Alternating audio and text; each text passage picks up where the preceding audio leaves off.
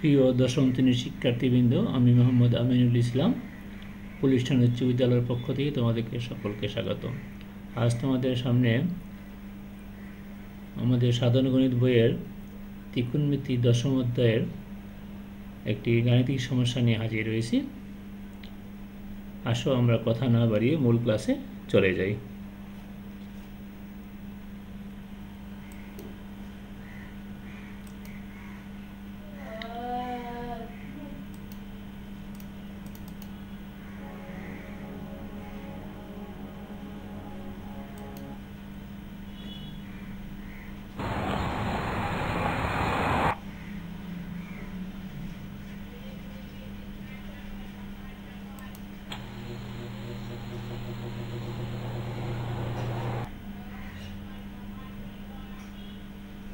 আচ্ছা, এখানে আমরা যে বিষয়টা আলোচনা করব সেটা হচ্ছে উন্নতি কোণ আর অবনতি কোণ বলতে আমরা কি বুঝি।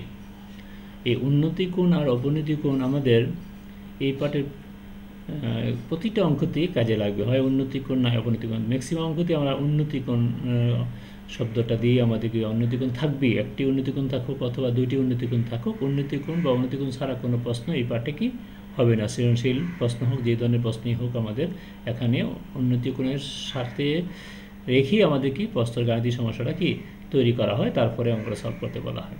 তো উন্নতি কোণ আমরা বলতে আমরা কী বুঝি, যদি আমরা এই যে রেখাটা শিশুটির সাথে দেওয়ালে অবস্থান, এই রেখাটার যদি আমরা সরণ রেখা বা ভূমির সমান্তরাল রেখা ধরি, তাহলে এই রেখার উপরের কোনো বিন্দুতে যেখানে একটা বিমান আসতেছে, এই বিন্দুতে যদি শিশুর চোখের সাথে এই যে কোণটা হলো, সেটা হচ্ছে আমাদের কি উন্নতি কোণ। আর যদি নিচের দিকে হয়, এখানে যে আমরা গাড়িটা দেখাইতেছি এই কোণ, তাহলে এই তার চোখের এই দৃষ্টির সাথে এই যে ভূমির সমান্তরাল নিচের দিকে হয়, তাহলে সেটাকে আমরা কি অবনতি কোণ বলে থাকি। তাহলে আমরা উন্নতি কোণ আর অবনতি কোণ সম্পর্কে আমরা একটি কি সাধারণ ধারণা কি পেলাম। গাণিতিক সমস্যা সমাধান করতে গিয়ে আমরা উন্নতি কোণ অবনতি কোণ আরটু আবার বিস্তারিত আলোচনা করব, তখন জিনিসটা আরও কি ক্লিয়ার হয়ে যাবে। এখানে একটু ধারণা পাইলে উন্নতি কোণ অবনতি কোণ, পরীক্ষায় যদি অনেক সময় 2 নম্বরের প্রশ্ন আছে উন্নতি কোণ অবনতি কোণ কী বুঝছো, তাহলে আমরা এই বিমান আর গাড়ি আঁকা লাগবে না, তোমরা এরকম একটি রেখা এঁকে তারপরে এই উপর দিকে কোণটাকে উন্নতি কোণ বলবে আর নিচের দিকে কোণটাকে অবনতি কোণ বলবে, এবং সংজ্ঞা হিসাবে বলবে এই ভূরেখার সাথে উপর কোণ বিন্দুর যে কোণ সেটা হচ্ছে উন্নতি কোণ, আর নিচের দিকে যে কোণটা সেটা হচ্ছে কি অবনতি। অথবা বইয়ের সংখ্যাটা গুছিয়ে লেখা আছে, ওখান থেকেও আমরা সংখ্যা লিখতে পারি, অথবা শুধু চিত্র এঁকে এই চিত্রটা এঁকে গাড়ি বা বাড়ি অথবা এখানে ওই বিমান এগুলো আঁকা লাগবে না, যা শুধুমাত্র এই রেখার শিশুর ছবিও আঁকা লাগবে না। এর 3টা রেখা, 1টা 2টা 3টা রেখা এঁকে 2টা কোণ নির্দিষ্ট করে যদি আমরা উন্নতি আর অবনতি 2টা কোণ দেখাইতে পারি, তাহলে আমাদের কি হয়ে যাবে উন্নতি কোণ অবনতি কোণ। আমরা কি বুঝে যাবো যে তুমি উন্নতি কোণ অবনতি কোণ কি বুঝতে পেরেছ। আসো আমরা একটি গাণিতিক সমস্যা নিয়ে আলোচনা করি।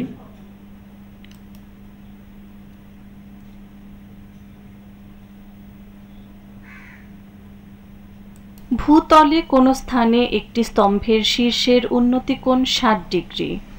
ওই স্থান থেকে 25 মিটার পিছিয়ে গেলে স্তম্ভটির উন্নতি কোণ 30 ডিগ্রি হয়। স্তম্ভটির উচ্চতা নির্ণয় করো।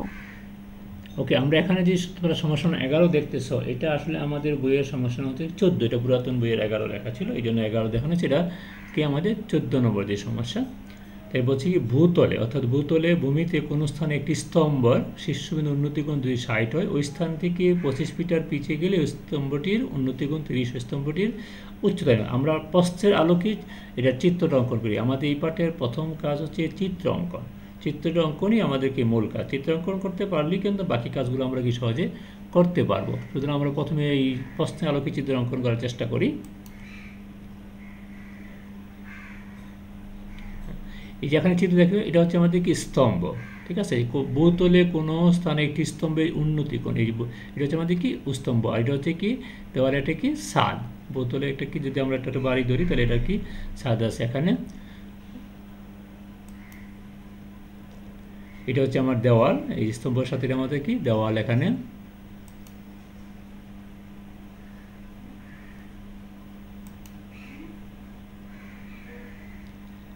তাহলে আমরা প্রথমে একটু এই প্রথম ভূতলে কোনো স্থানে স্তম্ভের শীর্ষের উন্নতি কোণ 60 ডিগ্রি। তাহলে এই যে উন্নতি কোণ, এই যে এই রেখাটা আছে, এই রেখাটা ঠিক উপরের দিকে, আর যদি এই রেখাটার সাথে উপরের দিকে হয় কোণটা হচ্ছে কোণ, আর এই কোণটা হচ্ছে আমাদের অবনতি কোণ। এই কোণটা চিত্রে আমরা এই কোণটাকে বলি কি অবনতি কোণ, আর এই কোণটাকে বলি আমরা কি উন্নতি কোণ। চিত্রে সবসময় মনে রাখবে। এখানে এই পার্টে আরেকটা কথা বলে নিই, আমরা এই পার্টের সকল চিত্র সমকোণী ত্রিভুজ হয়। তাহলে সমকোণী ত্রিভুজের এটা আমরা সাধারণত কি এটাকে লম্ব ধরলে, এটাকে ভূমি ধরলে, এই যে কোণটা ভূমির সাথে যে কোণটা সেটা হচ্ছে উন্নতি কোণ, আর এখানে যে কোণটা হবে অতিভুজের সাথে উপরের দিকে যে কোণটা হবে সেটা হচ্ছে অবনতি কোণ। তাহলে আমরা আগের চিত্রে যাই পড়লাম সেটা হলো 2 মার্কের জন্য, আর এখানে আমরা বাস্তব যখন গাণিতিক সমস্যাগুলো সমাধান করব সেই ক্ষেত্রে আমরা এই কোণটা অলওয়েজ কী হবে অবনতি কোণ, আর এই কোণটা কী হবে উন্নতি কোণ। যেহেতু আমাদের এখন উন্নতি কোণ নিয়ে বলছে 60 ডিগ্রি, তাহলে 60 ডিগ্রি। তাহলে প্রথম যে কোণটা হলো এই বিন্দু থেকে যে ভূতল একটি স্থানে শীর্ষের, এটা হলো এই বিন্দু হচ্ছে আমাদের শীর্ষ, শীর্ষ উন্নতি কোণ হতে কত আমাদের 60। এই যে এই কোণটা এখানে কিন্তু ভূমিতে কত হলো আমাদের এই যে 60 হলো। ওকে, তো আমরা সামনে আগাই।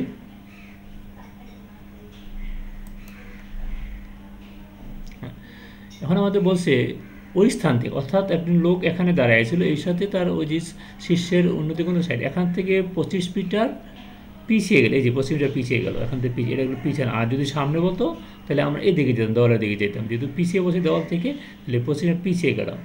পিছিয়ে গেলে উন্নতি কোণ কত হয় 30 ডিগ্রি। ওকে, তো আমরা এই কোণটা 30 দেখাই দিই।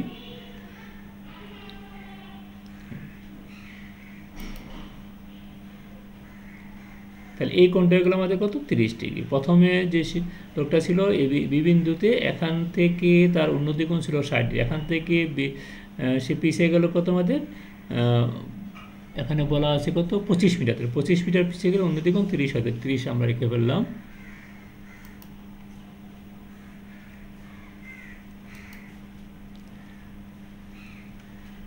ওকে, এখান থেকে আমাদের এতটুকু যা চিত্র আমরা দেখালাম সেগুলো হচ্ছে আসলে বোঝার জন্য, কিন্তু পরীক্ষায় আমরা কোথা থেকে শুরু করব, পরীক্ষায় শুরু করবো এখান থেকে। এরকম একটা চিত্র অঙ্কন করতে হবে, এরকম চিত্র একটা অঙ্কন করতে হবে। আমি একটু চিত্রটাকে আবার বোঝাচ্ছি। এখানে আমাদের এই পাঠের ভিতরে যে যতগুলো গাণিতিক সমস্যা আছে সবগুলো গাণিতিক সমস্যার সমাধান হবে সমকোণী ত্রিভুজ দিয়ে। আমি আবারও বলতেছি, এখানে অন্য কোনো ত্রিভুজ অঙ্কিত হবে না, সমকোণী ত্রিভুজ হবে। এবং চিত্রে আমি সহজভাবে বলতেছি, যদি তুমি প্রশ্ন পড়িয়ে অঙ্কন করতে চাও অনেক সময় ভুল হতে পারে। একবার বলবো যে সে পিছিয়ে গেছে, আরেকবার সামনের দিকে গেছে, এরকম কথা বলতে পারে। কিন্তু আমি সহজ করে তোমাদেরকে বলে দিচ্ছি, দুইটি কোণ যদি থাকে, দেখবে চিত্রে দুইটি কোণ থাকে যদি 60 আর 30, তাহলে আমরা সবসময় এই যে এটাতে লম্ব দিয়ে বড় কোণটা হবে এখানে, ছোট কোণটা হবে এখানে। অথবা 45 আর 30 থাকলো, তো 45টা হবে এখানে, 30 হবে কি এখানে, অথবা 30 আর 45 আর 60 হবে, তাহলে 60 এখানে, অর্থাৎ দুইটা কোণ থাকবেই। এবং দুইটা কোণ অঙ্কই আমাদের পরীক্ষায় থাকে। সেক্ষেত্রে আমাদের বড় কোণটা হবে লম্বের ঠিক কাছে, আর ছোট কোণটা হবে, এইটা হলো একটা টেকনিক মনে রাখা। কিন্তু আমরা বাস্তবে আসলে এই কোণটাই বড়, পিছনে গেলে কোণটা আস্তে আস্তে কি ছোটো হয়ে যায়, যখন আস্তে যাবে অতিভুজটা ছোটো, একসময় কি সেই সময় মিলে যায়, তখন কোণটা কিন্তু শূন্য হয়ে যায়। এই জন্য যত লম্বের কাছে থাকে তখন তত কোণটা কি হয় বড় হয়, আর পিছনে গেলে কোণটা কত হয় ছোটো হয়। এটা মনে রাখবে যে বড় কোণটা সবসময় কি, এই যদি চিত্র অঙ্কনই ভুল করে ফেলো তাহলে কিন্তু পরবর্তী যে কাজগুলো সেগুলো কিন্তু আমাদের কী হবে, ভুল হয়ে যাবে, কোনো কিছুই কাজ হবে না। এই জন্য চিত্রটা অঙ্কনের জন্য আমরা আবার বলতেছি যে দুইটা কোণ থাকে, দুইটা কোণের ভিতরে বড় কোণটা লম্বের কাছে থাকবে, ছোট কোণটা চিত্রে যাই কথা বলো, তুমি সামনে যাও পিছনে যাও, লোকটি সামনে গেছে পিছনে গেছে, মিনার থেকে পিছিয়ে গেছে আগে গেছে, এরকম যে কোনো কথাই থাকুক না কেন, আমাদের সেগুলো নিয়ে কোনো চিন্তা করার জন্য আমরা সহজেই দুইটা কোণকে এখানে বসে দিই, আমার দুইটা সমকোণী ত্রিভুজ হয়ে যাবে। একটা হচ্ছে ACB অথবা ABC, 60 ডিগ্রি নিয়ে একটা কোণ, আর 3D একটা কোণ। 3D কোণটা কিন্তু এখান থেকে আসবে, কিন্তু ADC এইটাই, কিন্তু এইটা না, কিন্তু এগুলো সমকোণী ত্রিভুজ এই বড়, এই এখান থেকে দেখো ACD এটা হচ্ছে 30-এর জন্য, আর ACB হচ্ছে কি 60-এর জন্য। এই দুইটা ত্রিভুজই আমাদের এখানে হয়তো মাঝখানে একটা দেখা যাচ্ছে না, ওইটা দিয়ে কোনো কাজ হবে না, এটা কোনো সমকোণী ত্রিভুজ না। সুতরাং আমাদের এই দুইটা ত্রিভুজ নিয়ে আমাদের কী করতে হবে, অঙ্কটা সলভ করতে হবে। আসো আমরা অঙ্কটা কীভাবে সলভ করা যায়। তাহলে আমরা প্রশ্নটা ক্লিয়ার, যে কোনো প্রশ্নে যদি দুটি কোণ থাকে, সেই প্রশ্নের জন্য দুইটা কোণ আমরা কীভাবে আট করবো, সমকোণী ত্রিভুজ প্রথমে চট করে আটকে ফেলো, এবং দুইটা কোণ কোথায় বসো, দুইটা সমকোণ একসাথে আট করবে। দুইটা সমকোণী ত্রিভুজ কী হবে, আমাদের একসাথে অঙ্কন করতে হবে। একসাথে অঙ্কন করে আমরা বড় কোণটা ডান দিকে, ছোটো কোণটা বাম দিকে বলো। এটা আমি বারবার বলতেছি, কারণ চিত্রটা ভুল হলে কিন্তু আমাদের পরবর্তী কাজগুলো কঠিন হয়ে যাবে। সুতরাং আমার মনে হয় এতক্ষণে তোমার চিত্র অঙ্কটা বুঝে গেছো। ওকে, তো আমরা সামনে আগাই। ধরলাম আমার স্তম্ভটি ছিল যে আগে যে চিত্রে আমরা দেখাছিলাম, এটা কি কত এসি অর্থাৎ এস মিটার, এস মানে হাই, এই জন্য আমরা এস ধরেছি, আর কিছু নয়। আর বিসি হচ্ছে আমরা ধরলাম বিসি দূরত্ব আমাদের কত এক্স মিটার। ওকে, আর যে বিডি ওই যে 25 মিটার পিছিয়ে গিয়েছিল, এই বিডিটা হচ্ছে আমার কত 25 মিটার। তাহলে এটা আমাদের সিডিটা কত হবে এক্স প্লাস 25। বিসি আমি এক্স ধরছি, ওয়াই বা জেড জেড সামথিং যে কোনো একটা ধরা যায়, এবিসি যে কোনো প্রতীক ধরা যাবে। আর বিডি তোমার বলাই আছে 25টা, 25 না পরীক্ষা 30 থাকতে পারে, এটা 40 থাকতে পারে, 10 থাকতে পারে, যাই হোক না কেন এই জায়গাটা পিছাক হোক আগে যাক, ওই মাঝখানে এই সংখ্যাটা হবে, কিন্তু সবসময় খেয়াল রাখবে। হয়তো প্রথমে সে 30-এ থাকলে 60-এ আসলে আগে আসবে, 60 থেকে 30-এ গেলে পিছিয়ে। সুতরাং আমরা সহজে চিত্র অঙ্কন বলতে পারি যে কোনটা বড় কোনটা ডান দিকে হবে অর্থাৎ লম্বের দিকে হবে, আর ছোটো কোনটা পিছন হবে, আর একটি সংখ্যা হবে, সেটা কোথায় হবে এই এখানে হবে। এই সংখ্যাটা কিন্তু পরীক্ষা কি চেঞ্জ হয়। ওকে, আমরা সামনে আগাই। এখানে এবিসি কোণ 60 ডিগ্রি এবং এডিসি কোণ 30 ডিগ্রি, এটা চিত্র থেকে তুমি নিজে নিজে লিখতে পারবে কোনটা 60 আর কোনটা 30, আগে পরে লাগলে কোনো সমস্যা নেই। এখন আমাদের উদ্দেশ্য হচ্ছে এইসের মান বাইর করা। হ্যাঁ, ওকে, এইসের মান বাইর করতে গিয়ে আমরা দুইটা ত্রিভুজ, একটা হচ্ছে এ 60 ডিগ্রির জন্য, আর একটা হলো 30-এর জন্য। আমরা 30 ডিগ্রিও করতে পারি, আগে 60 ডিগ্রিও করতে পারি, তোমার যেটা সুবিধা। আমরা 60 অথবা 30 দিয়েও করতে, যে কোনো একটা আগে ধরতে হবে। তাহলে আমরা প্রথমে যেহেতু এবিসি লিখছি এখানে কত 60-এর জন্য আমরা অঙ্কটা করি। হ্যাঁ, আমরা জানি যে ট্যান থিটা হচ্ছে কি লম্ব বাই ভূমি, অথবা এটাকে আমরা বলি বিপরীত বাহু বাই কি সন্নিহিত বাহু, অথবা তুমি লম্ব বাই ভূমিও কি বলতে পারো। তাহলে এখানে tan 60 হচ্ছে কত এসি বাই কত বিসি। তুমি যদি সরাসরি লেখা বলো যে এখানে tan 60 সমান সমান কত এসি বাই বিসি, কোনো সমস্যা নাই। হ্যাঁ, একটা প্রশ্ন করতে পারো যে ট্যান দিয়ে করো। আসলে মিনার স্তম্ভের এই অঙ্কগুলো সব কি হয় ট্যান দিয়ে হয়ে যায়, কারণ এখানে আমাদের লম্ব আর ভূমির সম্পর্ক, তো তাই ট্যান দিয়ে আমরা কি অঙ্কগুলো করবো। এখানে কস বা কোসেকের কোনো ব্যবহার লাগবে না। ওই বাঙ্গা গাছের অঙ্কর ক্ষেত্রে সেখানে ট্যান ও সাইনের সংযোজন ঘটে, কিন্তু এই ধরনের যে দুইটা কোণ অলঙ্ক যত অঙ্ক আছে আমাদের, আমরা ম্যাক্সিমাম অঙ্কগুলি আমরা কি করতে পারি ট্যান দিয়ে করতে পারি, এটা একটা কৌশল। কিন্তু মূল বেসিকটা হচ্ছে যে যেহেতু এখন লম্ব আর ভূমি সম্পর্ক নিয়েছি, তাই আমাদেরকে কি ট্যান নিয়েই বলতে হবে। ট্যান সমান কি 60 সমান এসি বাই বিসি। ওকে, আমরা tan 60 মান জানি 9.2-তে লেখা আছে কত √3, অথবা আমরা ক্যালকুলেটরে বাইর করতে পারি। আর এসি আমরা ধরেছিলাম কত এস, আর এখানে বিসিও ধরেছিলাম আমরা কত এক্স। মানগুলো বসাই ফেললাম। তাহলে এখান থেকে x = কত h বাই √3। আমরা সহজেই আরেকটা লাইন চেষ্টা করতে পারো √3x = h, তো x = h বাই কত √3। ওকে, আমরা 60 ডিগ্রি দিয়ে ত্রিভুজ এ বি সি এর জন্য কি আমরা এক্স এর মানটা বের করে ফেললাম, যেহেতু এক্স এখানে কি চলক আননোন রাশি।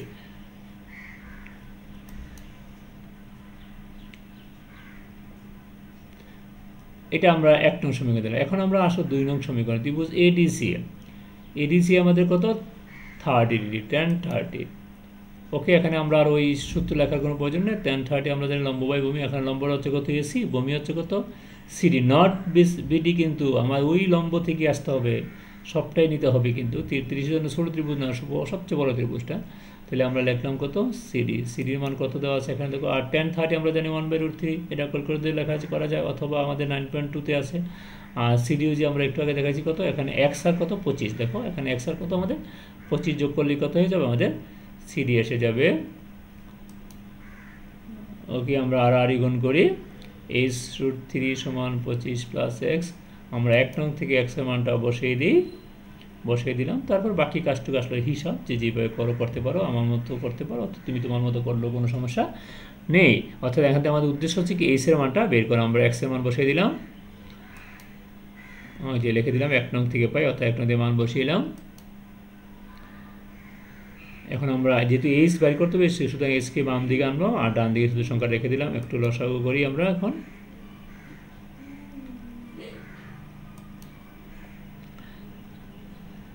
এখান থেকে এইচে লসাগু করে একটু সংক্ষেপে হয়ে গেছে হিসাবটা তোমরা কি √3h মাইনাস কত এইচ থাকে, তখন থাকে 2h, তাহলে h সমান 2 দিয়ে ভাগ করে দিলাম। আমারই এভাবে সংক্ষেপে এখানে কাজটা হয়ে গেছে। তুমি তোমার মতো করে হিসাবটা করে নিবে। এখন এটাও ক্যালকুলেটর ব্যবহার করে কি মানটা 25 আর √3 গুণ করে 2টা ভাগ করা হয়েছে, তাহলে 21 দশমিক কত 5। তাহলে এই স্তম্ভটির উচ্চতা কত? 21.65। তাহলে আমাদের আবার কথাটা বলি যে এই ধরনের অঙ্কে, যে ধরনের অঙ্কে দুটি কোণ থাকে, আমরা প্রথমে একটি সমকোণী ত্রিভুজ অঙ্কন করব। অঙ্কন করে বড় কোণটা বসাবো এই লম্বের কাছে, ছোট কোণটা বসাবো পিছনে। এটা আমাদের প্রথম কাজ, চিত্রাঙ্কন। তারপরে আমরা এটাকে যেহেতু নির্ণয় করতে বলছি, এটাকে আমরা একটা রাশি ধরলাম কত? এই উচ্চতা, আর এটাকে আমরা এক্স বা ওয়াই যাই ধরলাম, ধরে তারপরে আমরা দুইবার, একবার আমরা 60 জন্য, একবার 30 জন্য। 30ও আগে করতে পারি, 60ও আগে করতে, কোনো অসুবিধা, যেটা তোমার সুবিধা লাগে একটা করে একটা সমীকরণ তৈরি হবে। তারপরে সেখান থেকে আমরা কি করব? দ্বিতীয় যে আবার ত্রিভুজটা নিয়ে কাজ করবো, সেখানে আমরা কি মানটা বসে দিই। এখানে আমরা 60 করেছি, তাহলে এখান থেকে প্রথমে এক্সের মান পাইলাম, আমরা এক্সের মানটা বাড়ি করে রাখছি একটা দিয়ে, তারপরে আবার যখন এটা করছি সেখানে এক্সের মান বসাই দিয়ে আমরা কি ক্যালকুলেশন করি, এক্সের মানটা কি বের করতে। সুতরাং এখানে এই করতে গেলে আমাদের 9.1 tan 60 tan 30 tan 45 এই তিনটা মান, না সব কিছু দরকার নেই, tan 60 tan 30 tan 35 এই ধরনের অঙ্কন করার জন্য এই তিনটা মানে আমাদের কি দরকার, আর কোনো মান আমাদের দরকার নেই। যে কোনো অঙ্কগুলো দিয়ে আমরা যে মিনার, স্তম্ভ, এগুলোর যে উচ্চতা নির্ণয় করতে বলি, আমাদের কি এগুলো সহজেই হয়ে যায়। আশা করি তোমরা অঙ্কটা বুঝতে পেরেছো। একটা হোমওয়ার্ক তোমাদের জন্য দিয়ে দিচ্ছি।